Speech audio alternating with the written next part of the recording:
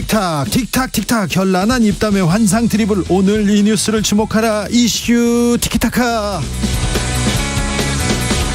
머리끝부터 발끝까지 핫 이슈 더 뜨겁게 이야기 나눠봅니다. 청코너 최진봉 성공회대 교수. 안녕하십니까, 최진봉입니다. 홍코너 김병민 국민의힘 비대위원. 예, 안녕하세요. 반갑습니다. 자, 오늘 두 분 기다렸습니다. 지금 일주일째 기다렸습니다. 김병민 어떻게 얘기하는지 그렇죠. 봅시다. 네. 예. 자, 이번 사건은 말실수가 문제가 아니라 언론의 조작이다, 자막 조작이다, 이렇게 국민의힘에서 얘기하는데. 네, 오늘 MBC를 찾아갔죠. 네. 근데 알려지지 않은 게 있습니다. 그러니까 MBC 항의 방문을 갔는데요. 오늘 워낙 뉴스가 많다 보니까 항의 방문을 간 곳이 하나 더 있는데 경기도의회 국민의힘 의원들이 킨텍스를 항의 방문 갔어요. 또 이화영 얘기하는 거야? 대표가 아직도 킨텍스 대표로 있어서. 이화영 전 부지사는 구속됐습니다. 네, 네. 구속됐는데 아직도 킨텍스 대표로 있는 걸 모르시는 분들이 계실 것 같아서 그런 여러 군데의 항의 방문들을 지금 정의를 구현하기 위해 지금 여러 물타기를 일을 하고 하고 있는 있다 이렇게 말씀을 드리고요. MBC에 관련된 내용들은 이미 뭐 너무 한 일주일 내내 이 얘기를 해서 다들 이제 귀에 이미 박히지 않을까 생각하는데. 그래도 김병민의 얘기를 듣고 싶대요. 지금 청취자분들. 자, 들어봅시다. 예, 아니 시작하는 과정에 그 지난주 목요일에 있었던 내용들을 들었을 때 저는 처음에 국회라는 단어는 선명하게 들었습니다. 네. 그리고 나서 뒤에 뭐 XX도 있고요. 그 내용은 잘 그냥 그렇게 쓱 지나가서 X 팔린다도 좀 들리고요. 예, 그 XX도 부인하시는 거예요? 면이 상한다. 요 얘기도 명확하게 들리더라고요. 그러니까 국회에다 또 자막에서 바이든을 집어넣고 면이 상한다라는 내용들을 조합하면 내용이 잘 이해가 안 가서 그때도 이게 무슨 내용이냐라고 물어보니까 목요일 오전 9시 반경 국회 앞에 모여있던 정치부 기자들도 잘 해석이 안 된다 이렇게 얘기를 하고 있었거든요. 근데 그거를 딱 가로 열고 미국 국회 여기에 대한 내용들 그리고 바이든이라고 특정 짓기 어려운 내용들을 자막으로 만들어서 보도했던 문제를 제기하고 있느니만큼 여기에 좀 정리해서 MBC도 왜 이런 보도를 했는지 정리를 좀 했으면 좋겠다. 왜 근데 국민의힘은 왜 MBC만 문제 삼습니까? 다 바이든이라고 보도한 140여 개 언론사가 있고요. 이 부분에 대해서는 다 그분들이 MBC를 보고 그렇게 바이든이라고 쓴 게 아닌데요. 최초 보도에 대한 내용들 하나 뭐 많이 얘기를 했으니까 두 번째 MBC 내에 있는 제3노조에서 자체적으로 문제를 계속 삼고 있는 겁니다. 그러니까 내부에 우리가 또 그분들은요. 네. 근데 이분들을 말씀 한번 해보십시오. 네네. 어떤 분들인지. 네. 그렇게 이분들 이렇게 규정 짓기는 저는 어려움이 있다는 생각이 드는데 내부에서 나왔던 주장들도 있으니만큼 여기에 대한 진실들을 확실히 바로잡고 갈 필요가 있겠다라는 말씀을 같이 드리는 것입니다. 자, 김병민 비대위원이 설명을 잘 못하는 걸 보니 나 그런 이슈는 처음 봤어요. 김병민 의원, 네, 김병민 의원님 좀 다른 얘기하고 싶어하는 거 처음 봤습니다. 신방과 교수로서 이 문제 어떻게 보시는지 최진봉 교수님. 심각하죠. 저는요 언론에 압박을 가하는 거 언론 탄압이라고 볼 수밖에 없어요. 아니 어떻게 국민의힘 의원들이 MBC를 찾아가지고 그렇게 또 뭐 아까 박대출 의원하고 이렇게 인터뷰하는 거 제가 오면서 들었는데 라디오에서 그게 무슨 지분을 팔아가지고 민영화 문제는 예전부터 계속 그건 계속 나왔다가 안 됐던 거예요. 계속 공영방송으로 남아있게 되고 그건 MBC 입장에서 엄청난 압박이 되는 겁니다. 그런 말씀을 하신 건 저는 대단히 부적절한 말씀이라는 생각을 들고요. 또 하나 MBC 같은 경우에 지금 국회의원들이 찾아갈 뿐만 아니라 대통령실이죠. 대통령실에서 공문을 보냈어요. 정말 이건 저는 처음 봤어요. 그러니까 대통령실에서 답변하라고 질의서를 보내요. 언론사에. 대통령 비서실 이렇게. 이게 말이 됩니까 이게? 옛날에 압박인 거지. 압박. 이건 압박이에요. 누가 봐도 압박일 수밖에 없다는 거죠. 예를 들어서 이렇게 얘기할 수는 있어요. 언론의 보도 태도에 대해서 이런 부분이 잘못됐다고 생각합니다. 라고 대표인이 논평을 하고 그럴 수 있다고 저는 봅니다. 뭐 다른 의견이 있다고 하면. 그러나 언론사에 답변하라고 질의서를 보내고 또 언론중재위원회나 다른 절차가 있음에도 불구하고 직접적으로 언론사에 압박을 가하는 듯한 태도를 보이는 것은 대통령실로서는 해서는 안 되는 일이에요. 왜냐하면 우리나라의 최고 권력기관이 대통령실이잖아요. 그곳에서 언론사에 이런 압박을 보내고 뭐 또 일부 어떤 의원 박성중 의원이신가요? 언론 보도에 따르면 사장을 뭐 그 의원실로 와서 설명하라 이렇게까지 말씀하셨다 하더라고요. 사실인지 아닌지 모르겠지만 그렇다면 진짜 큰 문제예요. 아니 지난번에 그 누구야? 누구죠? 윤영찬 의원이 지난번에 네이버 오라 그래가지고 그것 때문에 얼마나 국민의힘이 공격을 했습니까? 왜 의원실로 불러가지고 그 이해관계자를 불러서 오라 나가라 하느냐 그런 논란 가지고 지난번에 문재인 정부 때 청와대 말씀하시는 거죠? 아니 문재인 정부 때 윤영찬 의원이 의원실로 네이버 관계자를 부른 적이 있었어요. 현안 관련해서. 그랬을 때 국민의힘이 엄청나게 비판을 했었어요. 왜 그렇게 하느냐고. 포털에 압박을 가하냐. 아니, 그렇죠. 근데 지금은 더 심각해요. 이 문제는. 왜냐하면 언론사 사장을 어떻게 국회의원이 자기 방으로 오라고 합니까? 있을 수 없는 문제라고 저는 봐요. 일단은 대통령실 문제부터 얘기하면 대통령실에서 법적 조치를 하진 않았죠. 근데 네.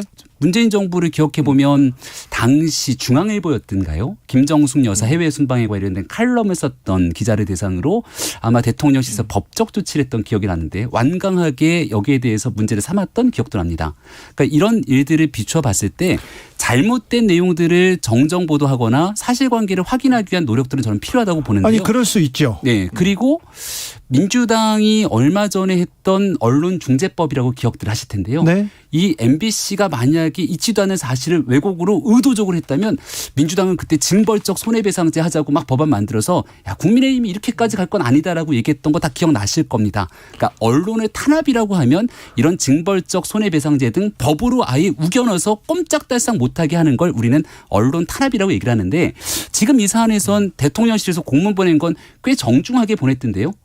어떤 경위로 그런 내용들을 만들었는지 그리고 두 번째로 미국 정부에도 그 내용들을 바탕으로 입장을 물어본 것 아닙니까? 사실이 명확하게 드러나지 않았는데 이런 일들에 대한 관계 확인들이 있었던 것이고요.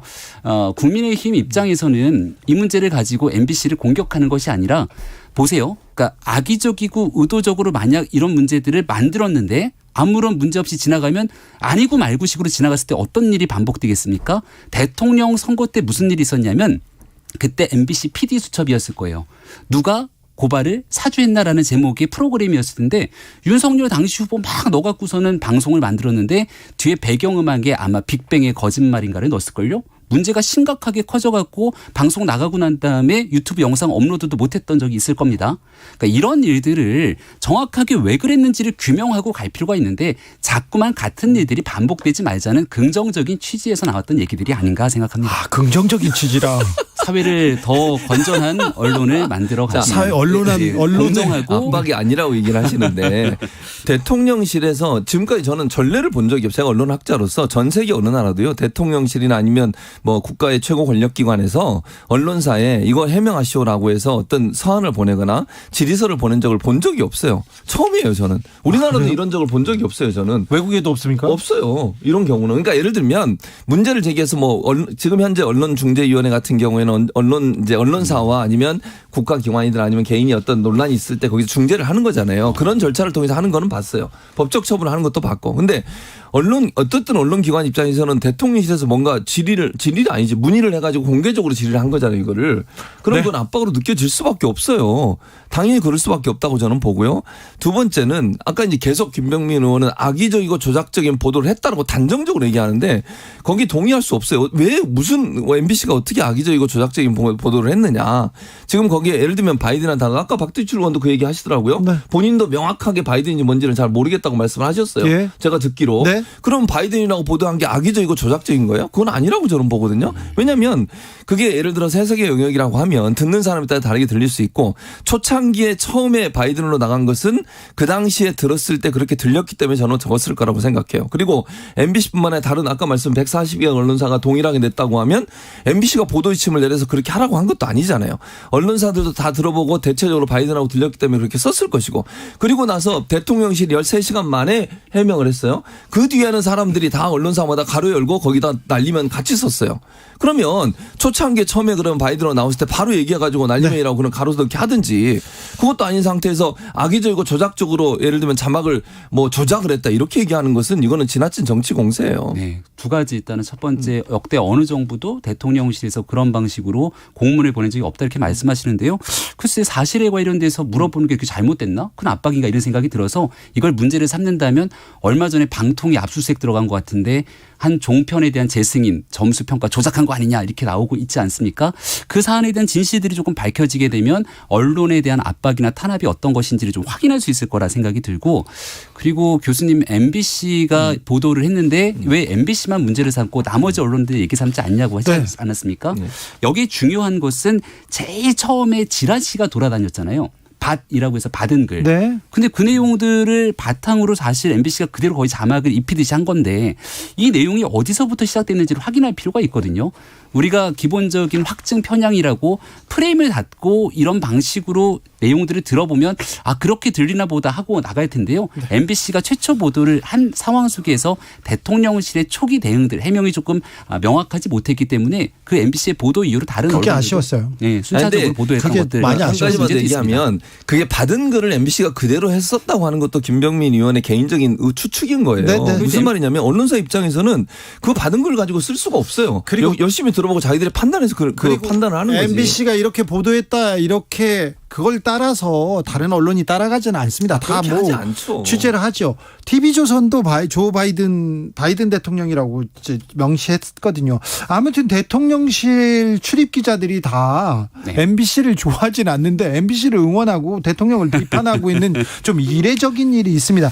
김병민 의원, 이준석 전 대표 얘기하고 싶죠? 차라리. 아니요 이화영 대표 얘기하고 싶습니다. 이준석 전 대표 얘기하고 싶잖아요. 자, 가기 전에 최진봉 교수님께서 윤영찬 의원이 뭐 네이버 들어와 이렇게가 아니라 윤영찬 의원이 카카오 들어오라고 그렇게 지시해서 논란이 된 적이 카카오를 있습니다. 잘못 말씀드렸군요. 윤영찬 의원이 네이버 부사장 출신이어서 이렇게 카카오를 얘기하신 것 들어오라 같습니다. 했군요. 네, 네. 네이버는 지금 성남 FC 아마 수사랑 또 여러 가지 알았어요.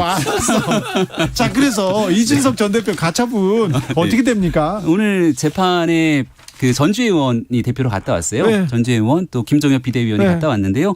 전주혜 의원이 딱 나오자마자 아, 재판 분위기가 괜찮았다 이렇게 얘기를 하더라고요. 그래서 시간이 조금 걸리겠습니다마는 이번 건은 당원 당규 개정이 과연 적합했는 건지 거기에 따른 비대위가 정당한지를 묻는 아마 심리가 열린 거로 알고 있는데요. 네. 당원 당규 적법하게 개정이 됐던 부분들 문제 삼기 어려울 거라 아마 이번 가처분에 대한 결과는 인용되기 어려울 거다 이렇게 저희는 생각하고 있습니다. 네, 뭐 일단 전주혜 의원은 그렇게 말씀하시겠죠. 물론 저는 잘 모르겠어요. 어떤 경우가 나올지. 왜냐하면 상당히 좀 논란이 될 수 있는 부분이 있어서. 다만 이제 지금 김병민 의원이 이렇게 얘기하셨으니까 저는 이제 하나 약한 가능성이긴 하지만 인용될 가능성이 있다고 보는 이유 중에 하나는 뭐냐면 1차에서 인용된 내용의 환경 자체가 바뀌지 않았다는 점이에요. 물론 이제 당원 당규를 개정했기 때문에 절차적으로 문제가 없다고 주장할 수 있지만 사실은 그 당원 당규를 개정한 이유가 현재 당대표를 몰아내기 위한 하나의 어떤 꼼수적인 차원이라고 법원이 판단을 한다고 하면 그 연장선상에서 당원 당규가 개정됐다고 볼 수 있기 때문에 그 부분을 만약 인정한다고 하면 인용될 가능성은 전혀 배제할 수 없다고 봅니다. 아무튼 가처분 끝나도 또 가처분할 건데 여기에 우리가 또 관심을 가져야 되나 이런 생각도 들고요. 그래도 이준석 전 대표에 대한 윤리위원회는 열립니다. 아니요. 윤리위원회가 열리는 거죠. 네, 윤리위원회 열려요. 그리고 거기에 이준석 전 대표가 대상이 되는지 잘 모르겠습니다. 아, 그래요? 7시에 열리는 거로 알고 있는데 우리 지난 수회 때 있었던 국민께 큰 상처를 줬던 발언들이 있지 않습니까? 네. 그 해당 의원에 대한 내용들 뭐 이런 기타적인 내용으로 윤리가 열리고요. 지난날 주말 때 이제 이준석 전 대표에 대한 징계 절차를 개시를 한 건데요. 그건 중징계 6개월 당원권 정지 기간에 자꾸 당원 또 당을 대상으로 좀 모욕적인 발언들을 하니 여기에 대한 의원총회에서 좀 못하게 해라라고 하는 발언들이 있어서 네. 징계 절차는 개시됐던 거고 이준석 전 대표가 과거에 대통령 회의 순방 가면 거기에 맞춰서 본인 제명할 거다 막 이런 얘기를 했는데 이런 발언들이 다 뇌피셜에 근거한 발언들이 아니었나 결과론적으로 현재 입증이 되지 않나 싶습니다. 네, 윤리위도 밤에 뭐 열리겠죠. 열리겠죠. 네, 근데 열리고 또 열릴 텐데 뭐요. 뭐 처음에는 윤리가 이준석 전 대표를 징계할 거다 이런 얘기가 있었는데 지금 이제 그걸 안건을 안 하는 것 같아요. 그래요. 아마 이유는 윤석열 대통령 순방 성과가 좋았으면 아마 밀어붙였을 겁니다. 그런데 순방 성과가 이제 별로 없게 나오고 지금 비속어 욕설 논란이 있다 보니까 이걸까지 같이 했을 경우는 엄청난 부담이 될 수밖에 없어요. 정치적 부담 때문에 결국은 이 이슈는 뺀 게 아닌가 그렇게 보입니다. 속보 알려드립니다. 조금 전 북한이 동해상으로 미상의 탄도미사일 발사했다고 합니다. 합동참모본부에서 지금 재원을 분석하고 있는데요. 북한도 계속 무력 시위를 더 해갑니다. 계속 위협의 수위를 높여가는데 이게 진짜 중요한 뉴스죠. 예, 환율 지금 계속 오르고 주가 떨어지고 이게 중요한 뉴스인데 이거는 왜 안 챙기고 국민의힘에서는 계속 윤리위 가처분하고 있고 거기 비서고 논란 이거 언제 벗어날 겁니까? 왜 북한이 미사일을 쐈겠습니까? 왜 쐈을까요? 내일 해리스 부통령이 방한하지 않습니까? 네. DMZ 방문이 예상돼 있고 또 일본에서 우리 한덕수 총리를 만나서 대통령이 우려를 얘기했던 전기차 보조금에 관한 문제도 우리 한국 자동차가 미국에서 생산될 때까지 과도 규정 측면에 대한 그 논의들 함께 이어가자 등에 대한 얘기들이 있어서 내일 윤석열 대통령, 해리스 부통령이랑 이런 국민들 삶에 관한 경제에 관한 얘기들 많이 나눌 겁니다. 그러니까 이 지금 있게 되는 국민의힘에서의 이 MBC 주장들로 인해서 이게 뉴스가 워낙 커지다 보니까 다른 내용들이 묻히는 것 아니냐 얘기를 하고 있지만 여전히 정부 차원에서도 오늘 있었던 이 주가 폭락이라든지 환율 문제, 국민의 삶과 경제에 관한 문제를 해결하기 위해서 열심히 노력하고 있다는 말씀을 다시 드립니다. 지금 말씀하신 것처럼 그 뒷부분을 열심히 했으면 돼요. 그리고 첫 번째로 이 문제는 사과하고 넘어갔으면 이렇게 큰 문제가 안 돼요. 예를 들면 뭐 비속어 논란이든 욕설 논란이든 뭐 다른 정상들도 하는 경우 있잖아요. 깨끗하게 사과하고 잘못됐습니다. 이런 말씀을 좀 하겠습니다. 이러고 넘어가서 문제가 안 될 것을 지금도 계속 끌고 있잖아요. 아니 언론사를 대상으로 해서 이렇게 계속 문제를 삼고 이러는 순간 저는 늪으로 더 빠진다고 봐요. 그럼 빨리 여기서 벗어나서 환율 문제, 물가 문제, 북한 문제 집중하면 될 텐데 이 시기를 놓쳤어요. 지금이라도 저는 인정할 건 인정하고 사과하고 그리고 나서 정책적인 부분에 좀 집중하는 모습을 보여줬으면 좋겠습니다. 그랬으면 좋겠어요. 네, 여지를 좀 남겨놓은 것 같은데요. 어떻게 해요? 이재명 부대변인 얘기를 들어보니까 앞에 있었던 내용들에 대해서 여지를 좀 열어놓은 게 아닌가 싶은데 일단 민주당 같은 경우는 지금도 바이든이라는 주장을 굽히지 않고 있는 것 아닙니까? 근데 역설적으로 봤을 때 대통령은 아니 나는 바이든을 언급한 적이 없는데 미국 정상을 끌어들여서 계속 이와 같은 정치 공세가 이어지는 내용들은 일단 바로잡아야겠다라는 생각이 우선하고 있는 것 같아서 이 부분 빨리 정리하고 왜 바이든이라는 단어가 튀어나왔는지 그리고 난 다음 말씀 주셨던 내용처럼 국민들의 걱정과 우려 좀 해소하고 덜어낼 수 있게 그다음 순차적인 대응들도 함께 해나가면 좋겠다는 말씀 드립니다. 대통령실에서 해명하면 이 논란이 더 커지고 있다는 것도 아시죠? 김병민 대변인이 있었으면 안 그랬을 텐데 그런 생각도 해봅니다. 뭐 그렇긴 한데 이 XX를 인정하시는 거예요, 근데? 거기에 대해서는 그것도 인정을 안 하시는 거죠. 그러니까 명확하게 지금 얘기를 안 하고 있긴 합니다만 명확하진 않지만 이 XX 그리고 X팔리다 이건 들으셨잖아요. 그러니까 그 면이 상한다. 그 내용 잘 들리더라고요. 네. 면이 상한다. 그리고 앞서 얘기했던 이 XX에 대한 발언들은 어쨌거나 풀어야 될 주체가 결국 대통령실이지 않겠습니까? 네. 좀 시간을 갖고 지켜봐 주시죠. 시간을 갖고 지켜보면 풀까요? 네. 해명이 또 논란을 또 키우면 안 되는데 이제 그만해야 되는데 다음 주에는 이 얘기 안 했으면 좋겠어요. 그러니까 저는 국민의힘이나 대통령실이 네. 너무 이 문제 가지고 계속 언론사를 공격하면 더 어려운 상황에 빠질 거라는 거 말씀드리고 싶습니다. 최진봉, 김병민 두 분 감사합니다. 네, 고맙습니다. 네, 주진우 라이브 여기서 인사드리겠습니다. 저는 내일 오후 5시 5분에 돌아오겠습니다. 지금까지 주진우였습니다.